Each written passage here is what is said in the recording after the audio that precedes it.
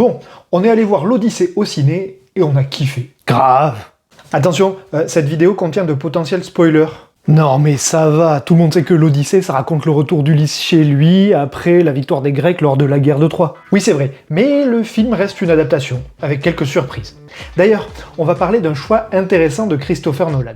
Dans la dernière partie du film, on comprend que la civilisation dans laquelle vivent les personnages est sur le déclin. Ulysse Matt Damon, il le dit, l'âge du bronze finit, l'écriture va se perdre, les palais vont brûler...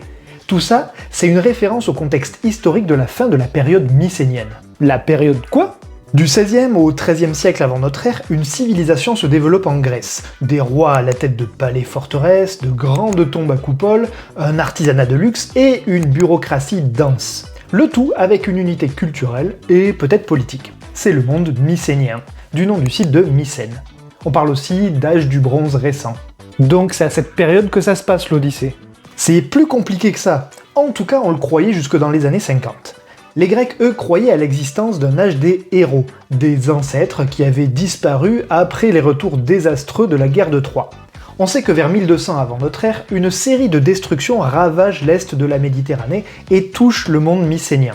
La littérature grecque conserve un écho de cette période, mais des monuments égyptiens évoquent des batailles contre des peuples de la mer. Mais c'est carrément un des gros points de l'intrigue du film. Ils veulent se défendre contre les peuples de la mer dont tout le monde a peur. Exactement. Et là où je trouve le propos encore plus pertinent, c'est que à la fin, spoiler, on se rend compte que les peuples de la mer sont en réalité les Grecs eux-mêmes qui ont violé la loi de Zeus, de l'hospitalité, avec la ruse du cheval de Troie. Et justement, dans les années 1200 avant notre ère, les rois renforcent la surveillance des côtes et les peuples de la mer des sources égyptiennes viennent notamment de mer Égée. Une lecture y voit parmi eux des Achéens et des Danaens, soit des noms qui désignent les Grecs dans l'Odyssée. Oh oui, tous les morceaux se recollent. Alors attention, ces peuples de la mer ne sont peut-être pas responsables du déclin du monde mycénien. Des hypothèses complémentaires mentionnent des troubles internes comme des révoltes à cause des impôts, des facteurs climatiques avec sécheresse et mauvaise récolte, des épidémies, des conflits de pouvoir. En tout cas, les palais mycéniens sont détruits et d'importants changements culturels ont lieu, notamment la perte de l'écriture. Les siècles qui suivent sont parfois appelés âge obscur.